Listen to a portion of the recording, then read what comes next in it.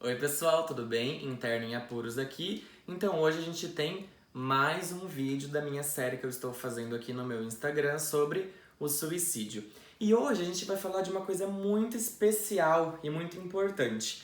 Porque quando a gente está falando em situações graves, em situações delicadas como essa, números eles acabam vindo para elucidar a cabeça de algumas pessoas que não dão o devido valor ou que estigmatizam essa condição, né? Essas condições, e no caso que eu tô falando do suicídio, ela em específico.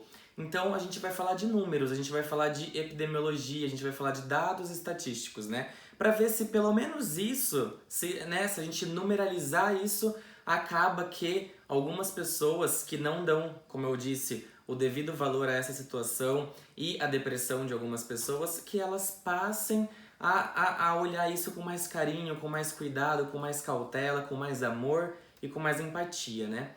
Então a gente vai falar alguns dados, tanto mundiais quanto nacionais, e grupos de risco. Será que existem grupos de risco para o suicídio ou será que não? Muito impactante, que é o fato de que aproximadamente 1 milhão de pessoas acabam morrendo anualmente em todo o mundo vítimas do suicídio, né? É um número bastante expressivo. A gente tem que a 15ª causa de morte no mundo, né? Excluindo-se aí faixas etárias para a gente restringir idade nisso. Então, a 15ª causa de morte. E quando a gente restringe isso à população jovem, adulta, né, de 15 até 29 anos, a gente tem que o suicídio ocupa a 2ª colocação, né? Então é uma condição bastante prevalente e que a gente tem que agir e a gente tem que falar sobre, que é o que a gente está fazendo aqui agora, né?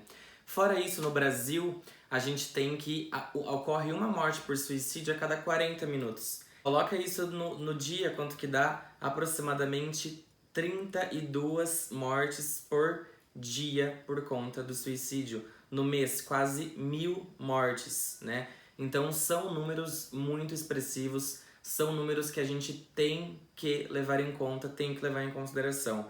Eu falo, a depressão às vezes é uma doença silenciosa, a gente não consegue perceber, mas os números estão aí provando que ela pode sim levar a consequências bastante graves e o suicídio se transforma como o final da história natural dela, né? Então é muito importante que a gente haja preventivamente, impedindo que a pessoa desenvolva ou que se agrave em um quadro depressivo. Além disso, a gente tem que falar de uma situação extremamente importante. Porque quando a gente fala desses números, são números que a gente tem dado, que a gente tem notificação, né? Porque quando a gente atende um paciente, esse paciente deve ser notificado e aí a gente consegue alimentar esse sistema de informação. Mas e as pessoas que não são atendidas, que não procuram atendimento ou que a gente não percebe, né? Então a gente tem alguns dados estatísticos que falam que por trás de uma tentativa de suicídio atendida, ou seja, por cada paciente que você acaba atendendo, existem 3 pacientes que não foram procurar atendimento médico, que não foram atendidos, que eles chegaram a tentar o ato de tirar a própria vida, mas que não foram atendidos, certo? E a gente tem também que 5 pessoas planejaram isso, né? Ou seja, elas pensaram no que fazer e chegaram a bolar planos a respeito disso, né? Elas planejaram. E a gente tem que 17 pessoas idearam o suicídio. A ideação suicida acontece quando a pessoa não chega a planejar o ato propriamente dito, mas que ela pensa seriamente no que ela poderia fazer para tirar a própria vida. Então veja, a gente atendeu um paciente que tentou o suicídio. Por trás dele existem 3 pacientes que tentaram e a gente não atendeu. Além disso, a gente tem que 5 pacientes planejaram e a gente não sabe disso. E mais do que isso, 17 pacientes idearam e também a gente não tem registro disso. Então vejam a quantidade de pessoas que pensam, que planejam e que tentam o suicídio, né? Então é uma condição bastante prevalente que a gente tem que ficar de olho.